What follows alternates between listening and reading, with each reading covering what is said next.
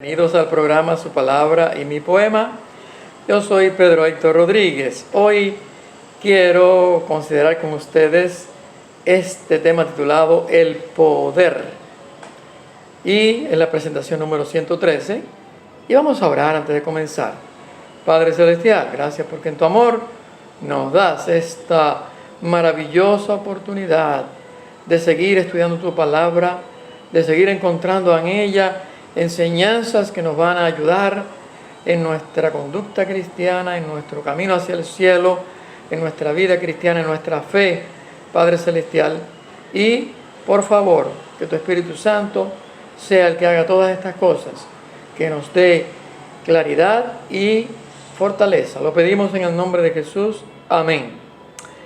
El poder. La historia está llena de episodios en que para alcanzar o retener el poder político se practicó la intriga, el asesinato, hasta lucharon hermanos contra hermanos, hijos contra padres, padres contra hijos y aún cónyuge contra cónyuge. Quiero hoy citar el ejemplo registrado en la Biblia de cómo Absalón conspiró e hizo guerra contra su padre David con el propósito de él llegar a ser el rey de Israel. La lucha por el poder sucede en el ámbito de los centros de trabajo, en las familias, en cualquier lugar en que los seres humanos se relacionen. Es una manifestación de la naturaleza pecaminosa que poseemos los seres humanos. Pero quizás el caso más doloroso de afán de poder es el que encontramos entre los profesos discípulos de Cristo. Digo que es el más doloroso porque los que aprendemos del Maestro debemos estar libres de la sed de poder. Tristemente, la historia de la iglesia cristiana está llena de estas luchas. Jesús tuvo que enfrentar este cáncer maligno, aún entre sus apóstoles, que eran sus discípulos más cercanos. Mateo 20, del 20 al 28 dice: entonces se le acercó la madre de los hijos de Zebedeo con sus hijos, postrándose ante él y pidiéndole algo. Él le dijo: ¿qué quieres? Ella le dijo: ordena que en tu reino estos dos hijos míos se sienten, uno a tu derecha y el otro a tu izquierda. Estaban buscando prominencia, estaban buscando poder. Entonces Jesús, respondiendo, dijo: no sabéis lo que pedís. Y ahora les hace la pregunta: ¿podéis beber del vaso que yo he de beber? ¿Cuál es el vaso que iba a beber Jesús? El vaso del sufrimiento, de la agonía de la muerte segunda, y ser bautizados con el bautismo que yo soy bautizado. Y claro, se está refiriendo prácticamente a lo mismo, ¿verdad? Porque en Lucas 12:50 dijo Jesús: de un bautismo tengo que ser bautizado, y cómo me angustio hasta que se cumpla. El bautismo que había ocurrido 3 años y medio atrás no es el del cual está hablando, sino que está hablando de un bautismo que está todavía en el futuro. Me angustio hasta que se cumpla.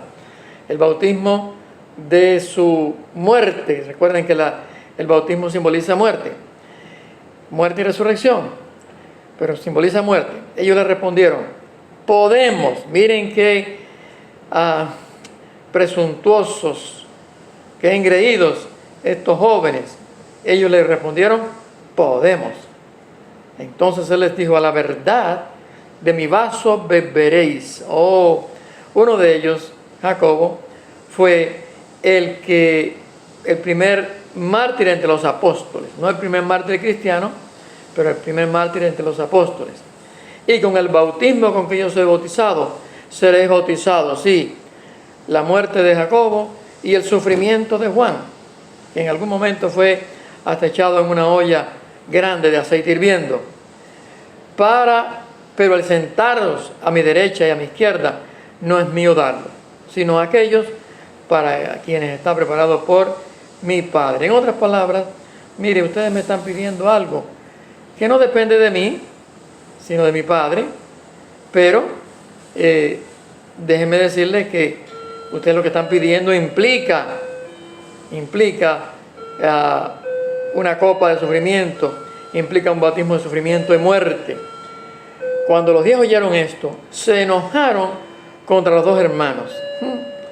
Claro, entonces Jesús, llamándolos, dijo: ¿sabéis que los gobernantes de las naciones se enseñorean de ellas, y los que son grandes ejercen sobre ellas potestad, pero entre vosotros no será así, sino que el que quiera hacerse grande entre vosotros será vuestro servidor, y el que quiera ser el primero entre vosotros será vuestro siervo. Noten lo que Jesús le está diciendo. No es asunto de llegar y adquirir una posición.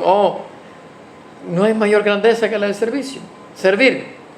Como el Hijo del Hombre, Jesús se pone como ejemplo ahora, como el Hijo del Hombre que no vino para ser servido, sino para servir y para dar su vida en rescate por todos. Qué cosa más bella. Nosotros los cristianos debemos estar, con las palabras de Jesús, debemos estar vacunados en contra de la sed de poder. Y Lucas 9 del 43 al 48, y todos se admiraban de la grandeza de Dios, y entonces, estando todos maravillados de todas las cosas que hacía, dijo a sus discípulos: haced que os penetren bien en los oídos estas palabras, porque acontecerá que el Hijo del Hombre será entregado en manos de hombres. Pero ellos no entendían estas palabras, pues les estaban veladas para que no las entendiesen, y temían preguntarles sobre estas palabras. Así que el Hijo del Hombre será entregado. Y Jesús les está diciendo esto, pero ellos no entendían. Ahora, entonces entraron en discusión sobre quién de ellos sería el mayor. Otra vez la discusión. Jesús, percibiendo los pensamientos de sus corazones, tomó un niño, lo puso junto a sí y les dijo: cualquiera que reciba a este niño en mi nombre, a mí me recibe. Y cualquiera que me reciba a mí, recibe al que me envió, es decir, al Padre. Porque el que es más pequeño entre todos vosotros, ese es el más grande. Así que no hacemos nada con buscar poder y grandeza, porque cuanto más poder y grandeza buscamos en este mundo, más pequeños somos, aún dentro del reino de Dios. Lucas 22, del 24 al 27 dice: hubo también entre ellos una discusión sobre quién de ellos sería el mayor. Pero él les dijo: los reyes de las naciones se enseñorean de ellas, y los que sobre ellas tienen autoridad son llamados bienhechores. Pero no así vosotros, sino que el mayor entre vosotros será como el más joven, y el que dirige como el que sirve. Pues ¿cuál es el mayor? ¿El que se sienta a la mesa o el que sirve? ¿No es el que se sienta a la mesa? Evidentemente, el que se sienta a la mesa es mayor que el que lo está sirviendo. Pero yo estoy entre vosotros como el que sirve. Ahora Jesús pone otra vez su ejemplo, y ahora en una forma muy específica, porque esto está dicho en el contexto de la celebración de su última Pascua, cuando Jesús instituyó la Santa Cena y lavó los pies de los discípulos y les sirvió la comida. Y otra vez, vamos a insistir en esto.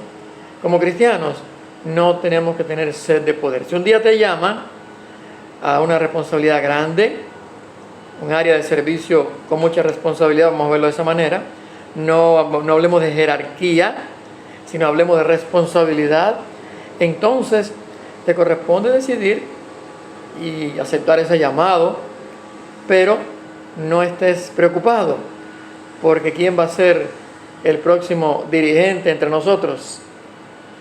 Y si me corresponde a mí o te corresponde a ti. Ahora, ¿por qué? Porque el Espíritu de Cristo es diferente. El Espíritu de Cristo es servir. Porque el Hijo del Hombre no vino para ser servido, sino para servir y dar su vida en rescate por todos. Y tú y yo, mi querido hermano, estamos aquí para servir, no para buscar poder. Déjenme leerte el poema, el poder. Luchan los hombres por el poder. ¿De dominar tienen anhelos? ¿O son las órdenes del deber las que los guían en sus desvelos? En las familias, en las naciones, en las iglesias, en los trabajos, luchan los hombres por posiciones, estar arriba y no debajo. Y es necesario que algunos tomen las riendas ásperas del poder, para que el orden no se desplome, ni sea obligado a retroceder. Porque las riendas ásperas deben tomar las manos sensibles, manos movidas por compasión, que a la vez sean firmes y humildes. ¿Gobiernas hoy una nación? ¿Eres cabeza ahí en tu hogar? ¿Presides una corporación? ¿Tienes la iglesia que liderar? Debes de Dios ser dependiente. Todo depende del Creador, del Ser eterno, omnipotente del universo. Él es Señor.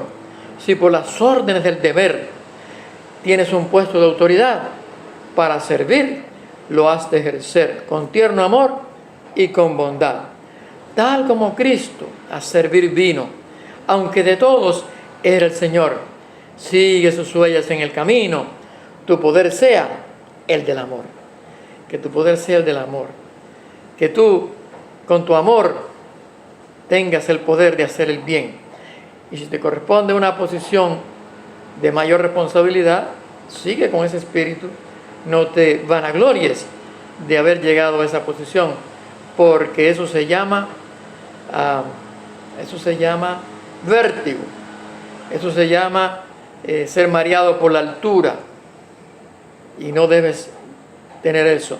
Cuanto más alta sea la responsabilidad que te toque y la posición más alta que te toque, más humilde debe ser y más tener el Espíritu de Cristo, que no vino para ser servido, no para servir. Yo quiero hacerte este llamado hoy a ti, miembro de iglesia, para que, si todos los miembros de iglesia tuviéramos esa actitud, se acabarían las luchas en las iglesias, que las hay.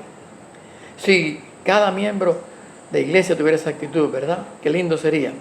Y a ti, mi querido amigo que estás fuera todavía, que todavía no has entrado a la iglesia, entra con ese espíritu.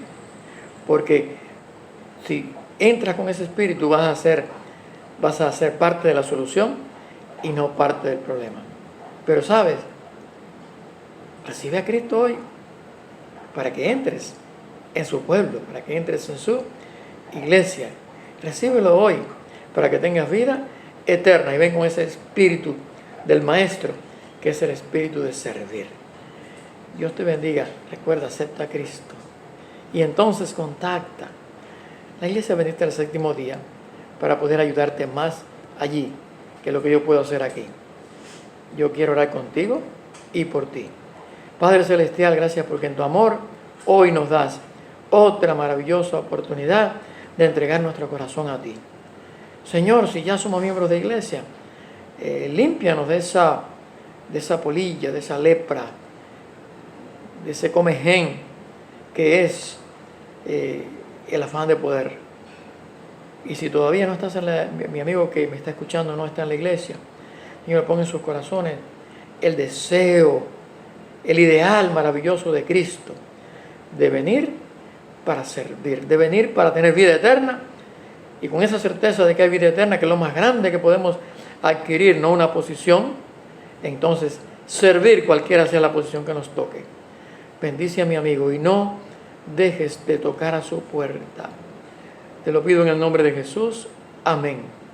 Quiero, antes de marcharme, recordarte que mañana quiero verte de nuevo y también recordarte que hay un lema con el cual tú puedes vivir, que es un lema que te trae gozo, paz, alegría y te trae una amistad, propicia una amistad tuya con Dios. Y este lema es: Dios te ama, Dios te ama, Dios te ama, Dios te ama.